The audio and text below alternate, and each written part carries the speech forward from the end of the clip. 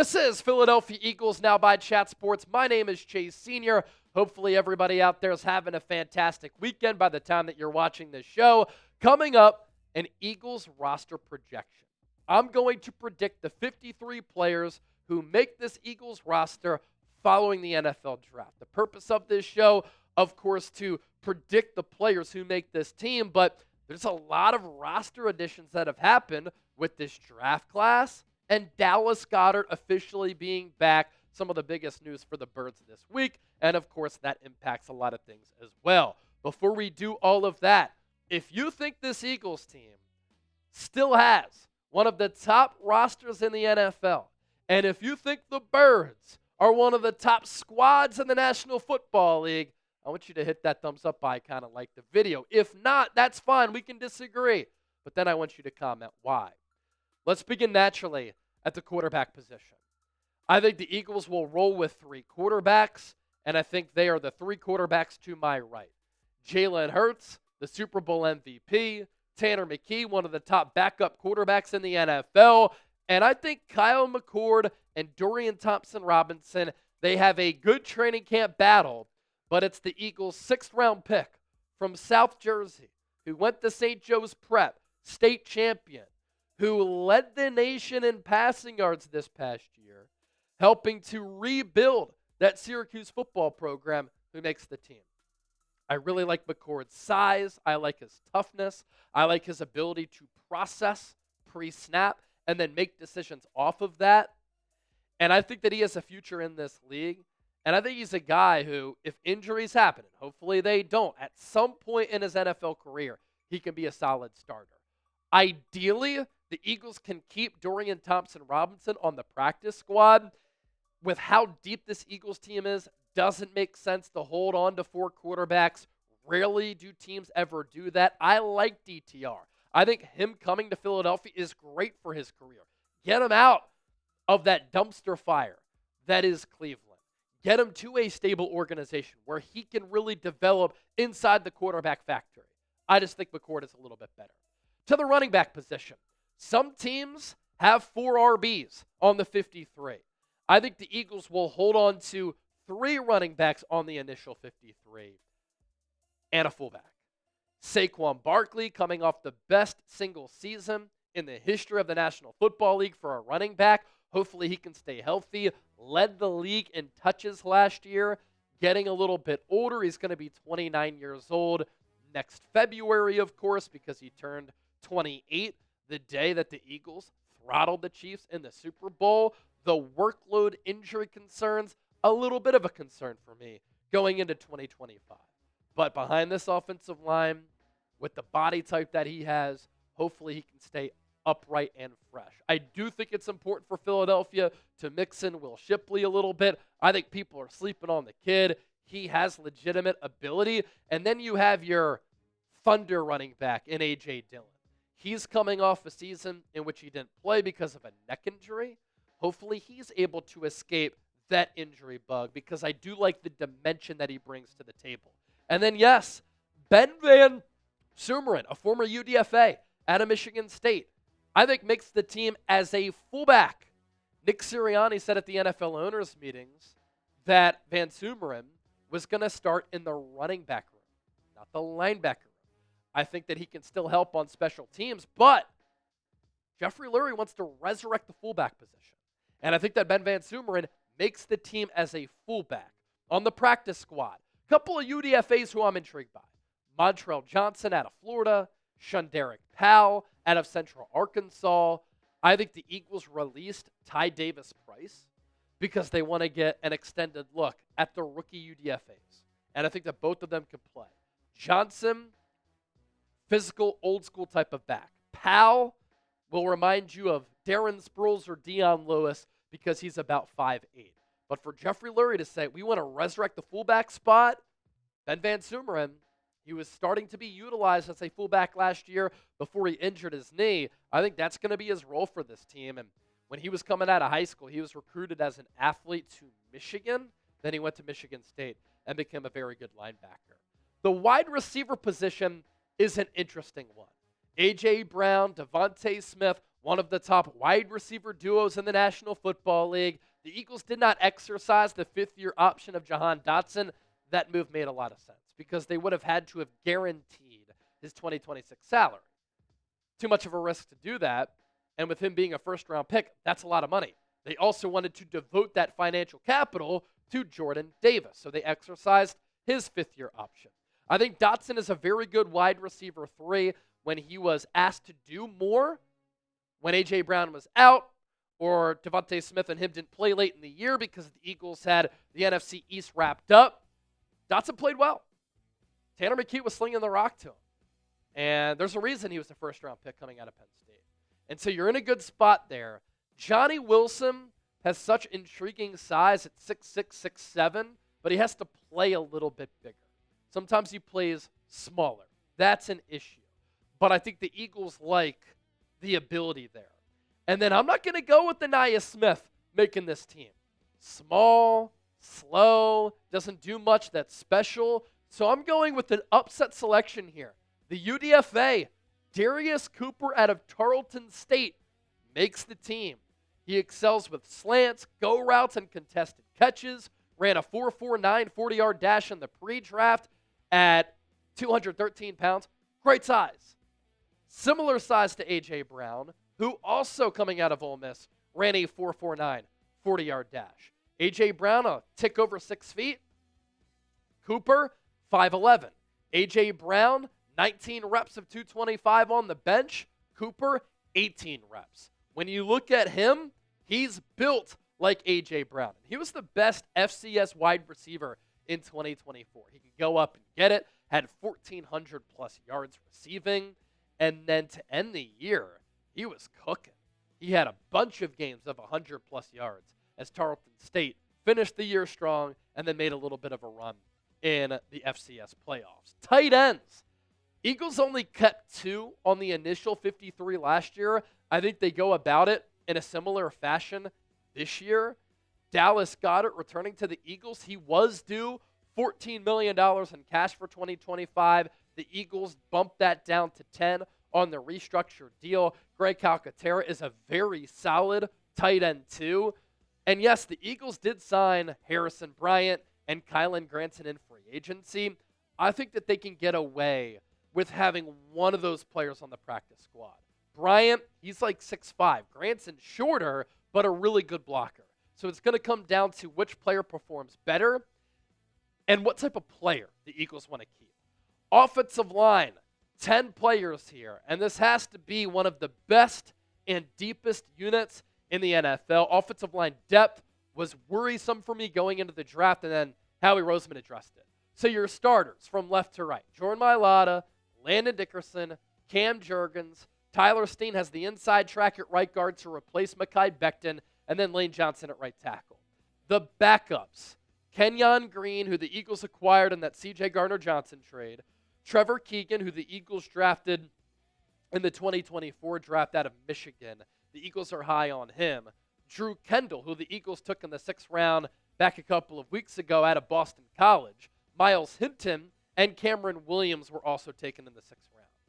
And those are 3 rookies who I like their games, and I think that they can be successful pros. With a player like Cameron Williams, with how big he is, you could go Cameron Williams, you could go Kendall Lamb, you could go with another player.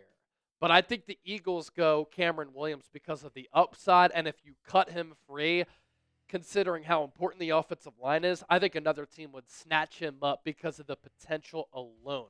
Holland Pierce out of Rutgers is another player to keep an eye on. This will be one of the stealthiest competitions in camp.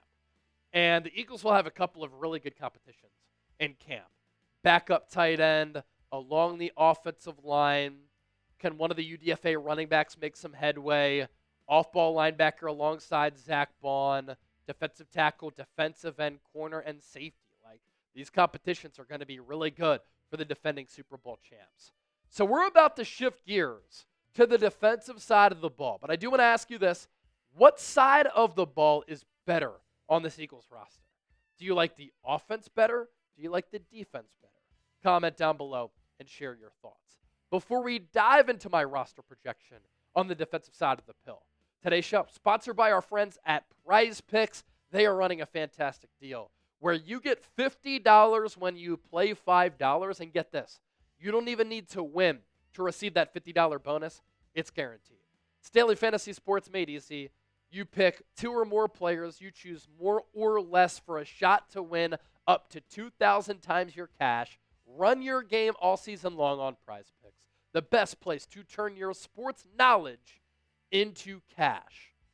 And you can cash in on the basketball playoffs with Prize Picks. Don't miss your last chance to add your favorite players on the court to your Prize Picks lineup, whether it's points, rebounds, assists.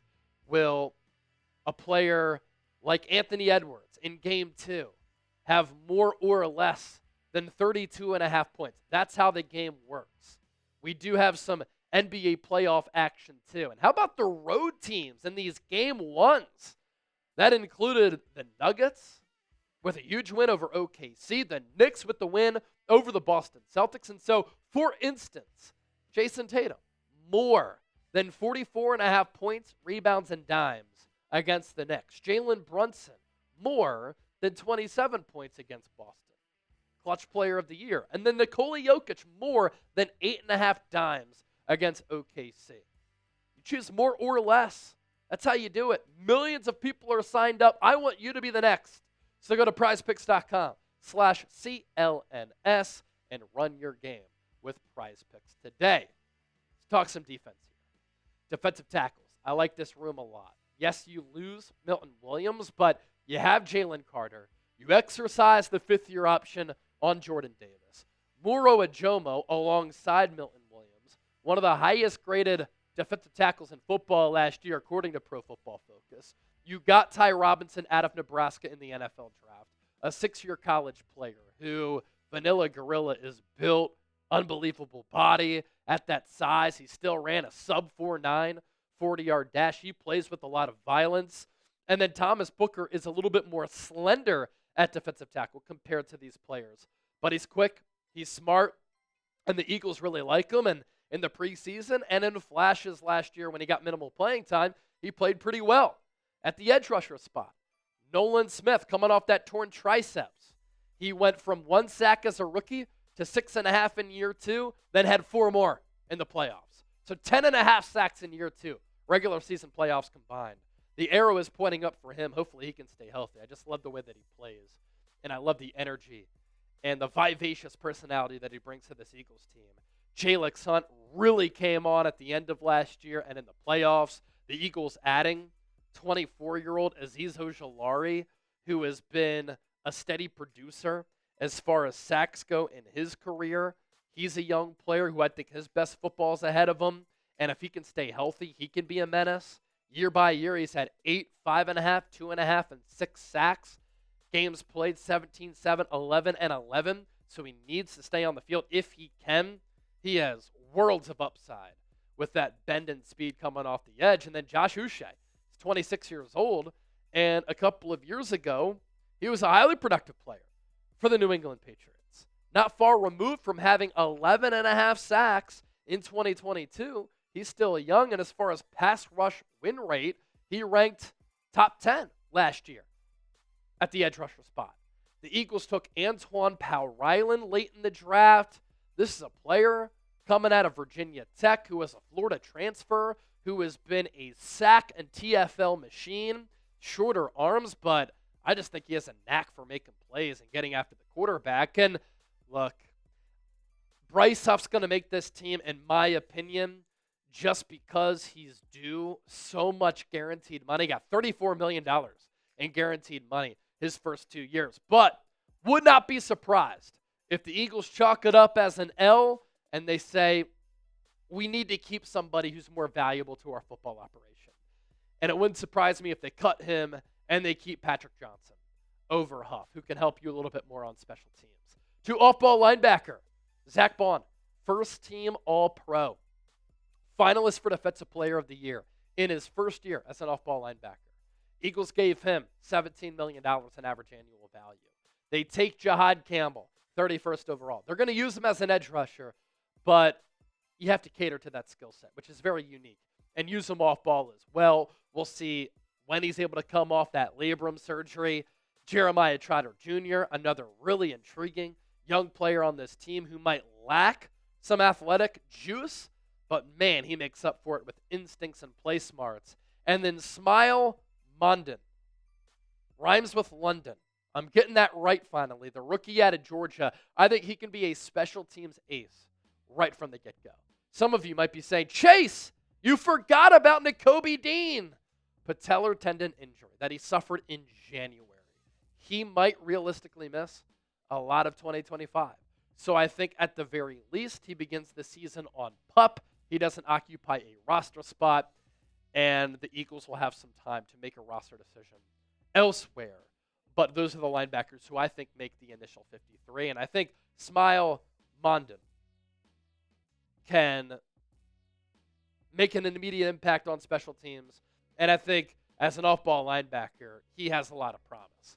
To the cornerback position, you lose Isaiah Rodgers. More notably, you lose Darius Slay. So this is a young group outside of Adoree Jackson, but it's definitely a talented one. Quinyon Mitchell, Cooper DeJean, they were studs as rookies. Hopefully they don't deal with the sophomore slump in this defense and just with how special they are. I think that we don't have to worry about that. I think that Mitchell stays on the outside. DeJean should stay on the inside.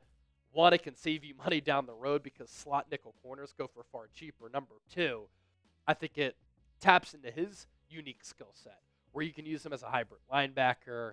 You can use him as a blitzer. You can use him against the run. He's just better there. Keely Ringo is the other outside corner opposite of Quinyon Mitchell. You have Adoree Jackson as a veteran backup. He's been in the league for a while, and he's been a steady, productive player.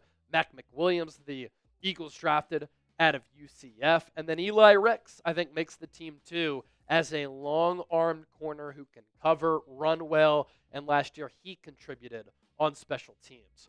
4 safeties making the club in my projected 53-man: Reed Blankenship, Andrew Makuba, Sidney Brown, and Tristan McCullum as of this recording. I think that Reed Blankenship obviously penciled in as a starter, but Andrew Makuba, Sidney Brown will duke it out for that other starting spot. Tristan McCullum, we'll see, because I think it makes a lot of sense for the Philadelphia Eagles to sign Justin Simmons. According to Brian Baldinger, Simmons wants to play in Philly, and we did a video on this. Check it out on the channel by now. Brian Baldinger said, just get him a house in South Jersey. He'll be ready. He'll be there. And I think that he'd be a wonderful addition. We can't forget about the specialists because they are people too. Jake Elliott, hopefully he can rebound from the worst year of his career, but the good news is, bounce back in the Super Bowl. He was dynamic and clutch. Braden Mann, really good year as a punter last year. Charlie Hewlett, he replaces Rick Lovato as the long snapper. And then Avery Williams makes the team as the steady and primary punt returner, kick returner, and an offensive weapon who you can use in a couple of different ways on the offensive side of the football. So that right there, my all too early Eagles 53-man roster projection. Grade it for me. A, B, C, D, or F. Who did I miss? Who do you think makes the club? Let me know.